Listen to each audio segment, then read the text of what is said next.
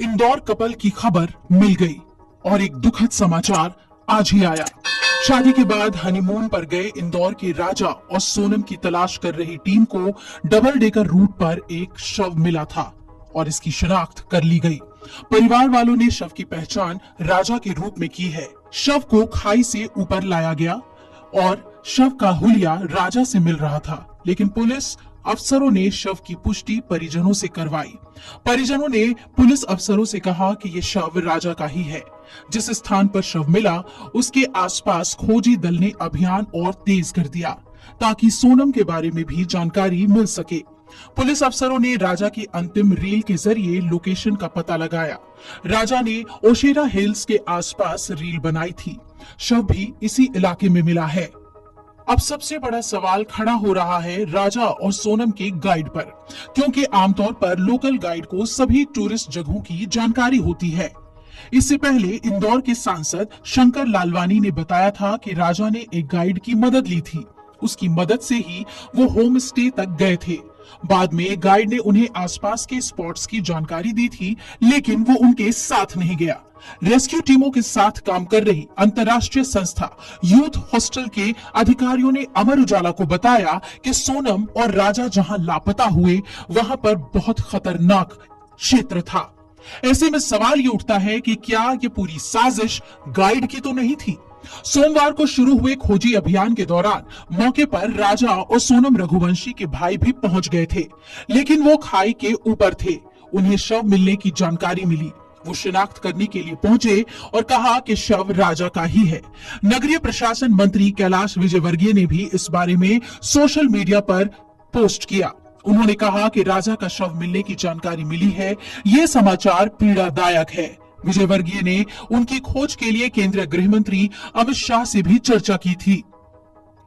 राजा और सोनम शादी के बाद 23 मई को इंदौर से हनीमून मनाने शिलांग गए थे, लेकिन लापता हो गए थे। उनकी खोजबीन 10 दिनों से एनडीआरएफ और स्थानीय पुलिस कर रही थी। किराए पर लिए गए स्कूटर और उनके बैग पुलिस को मिल गए थे। 4 दिन तक उनका पता नहीं चलने के बाद सीएम मोहन यादव ने मेघालय के सीएम से फोन पर चर्चा की थी और इसके बाद बचाव अभियान ने तेजी पकड़ ली थी। राजा रघुवंशी की पत्नी सोनम की तलाश अभी भी जारी है। परिजन, स्थानीय लोग और पुलिस मिलकर लगातार कोशिश कर रहे हैं कि किसी तरह उसका भी पता चल सके। परिजनों का आरोप है कि पुलिस ने पहले दिन से इस मामले को गंभीरता से नहीं लिया। उन्होंने गाइड और स्थानीय रेस्टोरेंट स्टाफ से ठीक से पूछताछ नहीं की, जबकि कपल के लापता होने के पीछे वही आखिरी बार उनके साथ देखे गए थे। पत्नी कहाँ है, जिंदा है भी या नहीं, अभी तक इस बारे में कुछ पता नहीं चल सका है।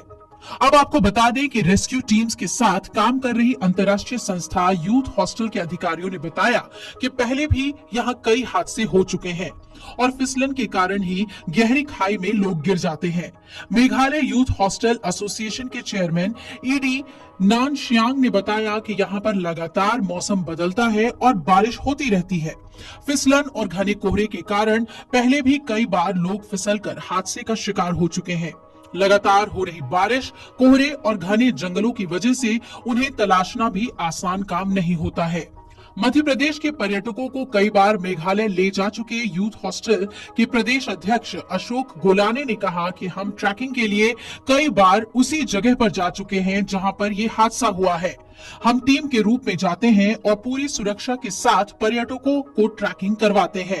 गोलाने ने यह भी कहा कि अकेले जाने के हिसाब से ये जगह बिल्कुल सुरक्षित नहीं है। बारिश, गीली मिट्टी और पहाड़ी की वजह से यहाँ पर ट्रैकिंग का बहुत आनंद है, लेकिन उसके लिए पूरी तैयारी के साथ जाना पड़ता है। हम बच्चों, महिलाओं और हर उम्र के लोगों को वहां पर ले जा चुके हैं, लेकिन ये हादसा बहुत ही दुखद है। आखिर इंदौर कपल के साथ क्या हुआ था कि राजा की जान चली गई और सोनम अब भी लापता है और उसकी तलाश जारी है? ये सवाल हर किसी के जहन में कौंध रहा है। वीडियो